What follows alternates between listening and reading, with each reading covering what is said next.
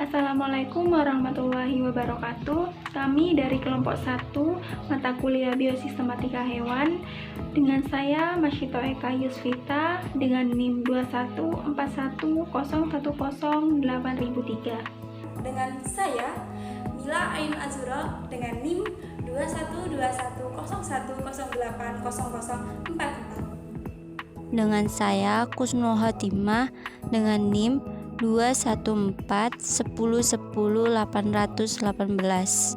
Dan saya Sriani NIM 2141010080005. Kami akan memperkenalkan hewan yang termasuk dalam kelas Pisces, amfibi, reptilia, aves, dan mamalia.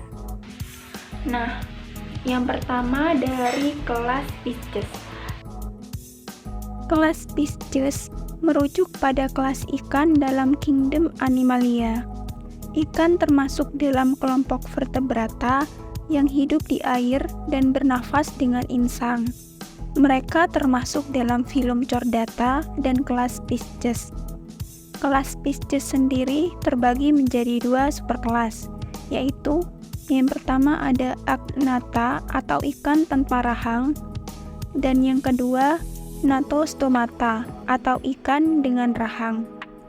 Yang kemudian terbagi lagi menjadi kelas Chondrichthyes atau ikan bertulang rawan dan Osteichthyes atau ikan bertulang sejati. Studi mengenai kelas Pisces penting dalam ilmu biologi, terutama dalam konteks morfologi, anatomi, fisiologi, dan kebiasaan hidup ikan. Dari kelas Pisces sendiri kami mengambil contoh ikan lele.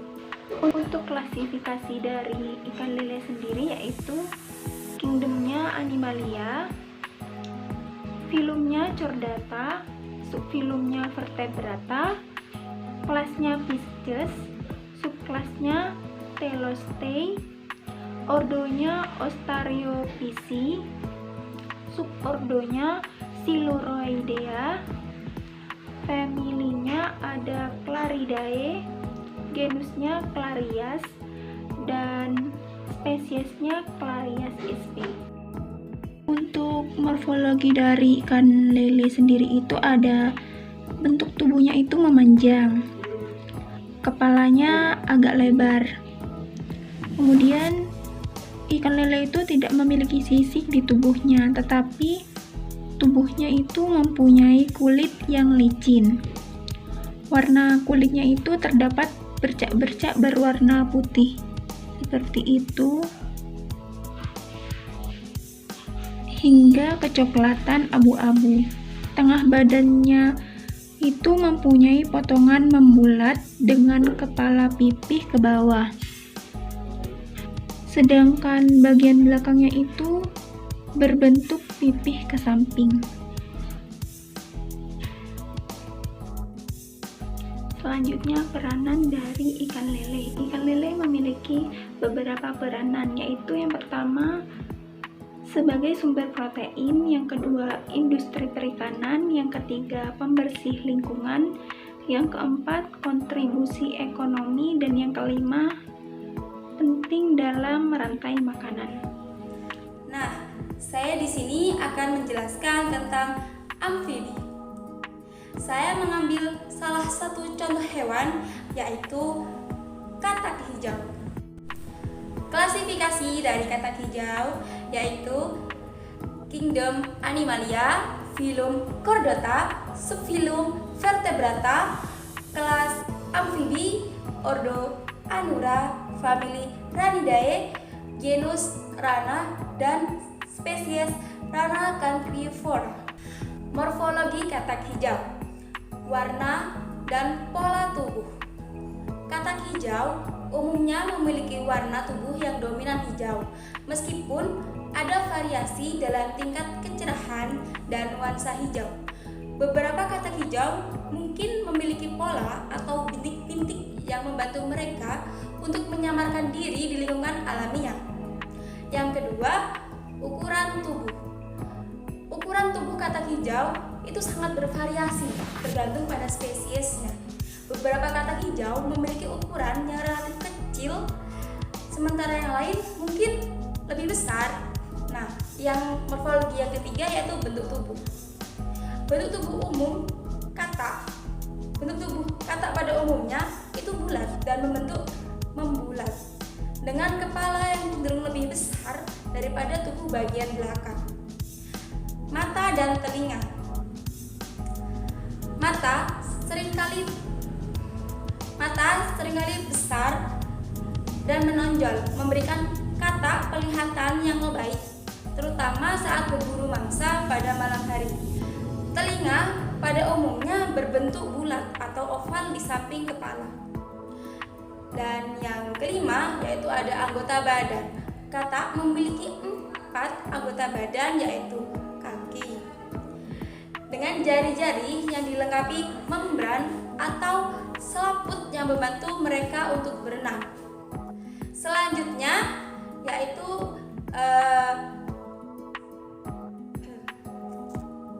hidung dan mulut. Hidung katak umumnya kecil dan bulat, seringkali dilengkapi dengan lubang hidung yang dapat menyesuaikan perubahan tekanan udara. Mulutnya bisa cukup besar dan beberapa katak hijau memiliki lidah yang panjang dan lengket untuk menangkap mangsanya. Dan untuk siklus hidup katak, kebanyakan katak atau katak hijau itu mengalami metamorfosis, dimulai dari telur menjadi berudu atau tadpole dan kemudian berubah menjadi katak dewasa. Nah, selanjutnya saya akan menjelaskan peranan katak untuk lingkungan. Yang pertama, pemangsa hama. Sebagai pemangsa hama, katak hijau memakan berbagai jenis serangga dan invertebrata kecil. Sebagai pemangsa hama alami, mereka membantu mengontrol populasi serangga yang dapat merusak tanaman pertanian. Yang kedua, sebagai pemangsa vektor penyakit. Nah, beberapa jenis katak, termasuk katak hijau, dapat memangsa vektor penyakit seperti nyamuk. Nah, ini dapat membantu mengurangi resiko penularan penyakit penular yang dibawa oleh vektor tersebut. Dan peranan yang ketiga,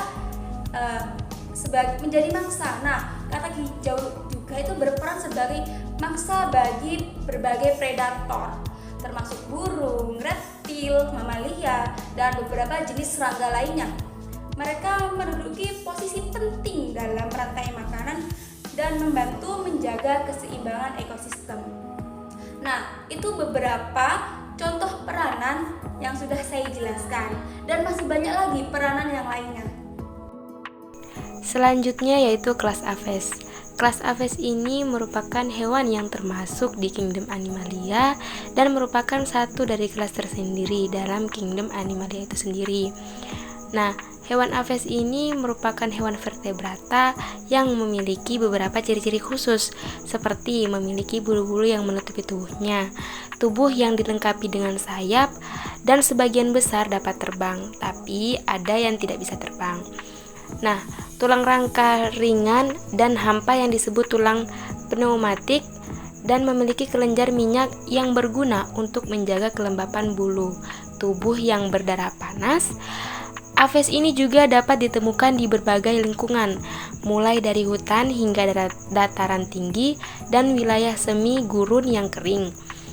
Aves sendiri memiliki sistem gerak yang sangat efisien, terutama dalam hal terbang, yang memungkinkan mereka untuk menjangkau jarak jauh dan mengangkut udara. Dari kelas Aves sendiri kami mengambil contoh ayam kampung. Ayam kampung ini termasuk dalam ordo Galliformes dan famili Phasianidae. Ayam kampung termasuk dalam filum Chordata dengan subfilumnya Vertebrata atau hewan yang memiliki tulang belakang atau tulang punggung. Genusnya sendiri dia tergolong di genus Gallus dan nama spesiesnya yaitu Gallus domesticus. Bentuk tubuh yang dimiliki ayam kampung adalah kecil, agak ramping. Ayam kampung ini memiliki bulu yang bervariasi.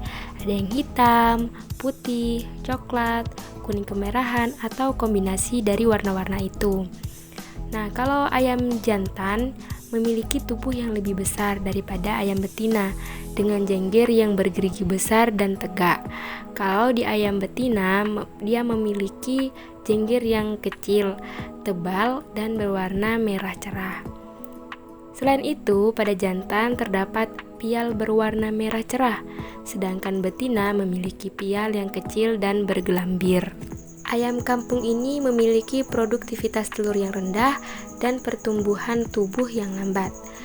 Pada umumnya, ayam kampung di Indonesia itu mempunyai tubuh yang kompak dengan susunan otot-otot yang baik, tapi tidak pandai terbang dan mempunyai kesukaan jalan-jalan serta mengais tanah.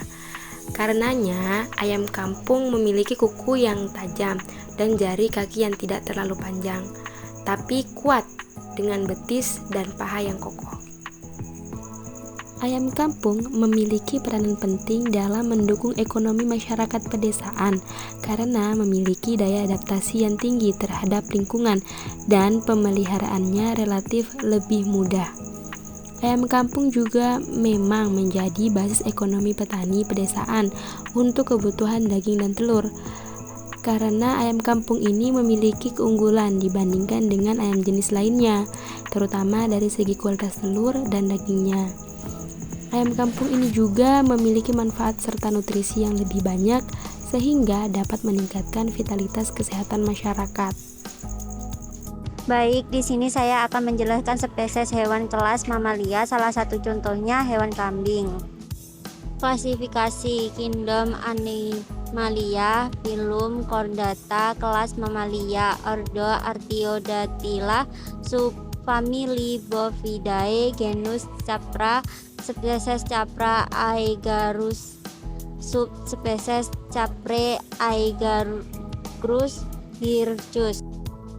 Di sini ada kambing gimbal, adalah jenis kambing yang punya ciri-ciri khas berbulu tebal dan gimbal. Sering juga disebut sebagai kambing gimbal. Pada umumnya warna kambing ini adalah putih dengan bulu yang panjang dan tubuh yang lumayan besar.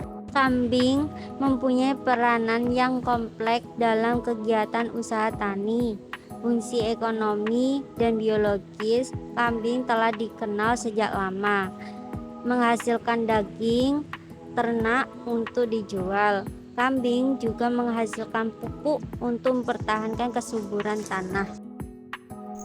Kelas terakhir yang akan kita bahas yaitu kelas reptil. Nah, kelas reptil ini adalah kelas hewan vertebrata yang memiliki ciri-ciri tubuh yang dilindungi oleh sisik. Dia merupakan hewan berdarah dingin dan hewan yang bertelur. Kelas ini termasuk dalam Phylum Chordata dan Kingdom Animalia. Reptil terbagi menjadi 4 ordo, yaitu Crocodilia, Sphenodontia, Squamata, dan Testudinata. Dari kelas reptilia ini kita mengambil contoh spesies dari ordo Squamata, yaitu spesies iguana hijau. Iguana hijau ini memiliki tubuh yang panjang yang ditutupi oleh sisik kasar berwarna hijau. Dia memiliki kaki yang pendek dengan 5 jari kaki dan cakar yang tajam untuk memanjat. Giginya cukup tajam. Dia mempunyai duri yang memanjang dari kepala hingga ekornya. Panjang ekornya bisa mencapai lebih dari setengah panjang tubuhnya yang digunakan untuk mengusir predator. Memiliki tanduk yang tumbuh dari benjolan kecil hingga menjadi tanduk fleksibel yang cukup besar, sepanjang 1,27 cm. Panjang tubuh iguana hijau bisa mencapai sampai 180 cm hingga 215 cm. Berat tubuh iguana hijau dewasa dapat mencapai 9 kg sampai 10 kg. Iguana hijau ini memiliki peran penting dalam ekosistem sebagai herbivora yang membantu mengontrol pertumbuhan vegetasi dan menyebarkan benih tanaman. Mereka juga menjadi bagian dari rantai makanan, menjadi mangsa bagi berbagai predator seperti burung elang dan mamalia pemangsa. Selain itu, iguana hijau juga memiliki nilai ekonomis sebagai objek pariwisata dan perdagangan hewan peliharaan. Demikianlah penjelasan singkat dari kelompok kami. kurang lebihnya mohon maaf. Sekian, terima kasih. Wassalamualaikum warahmatullahi wabarakatuh.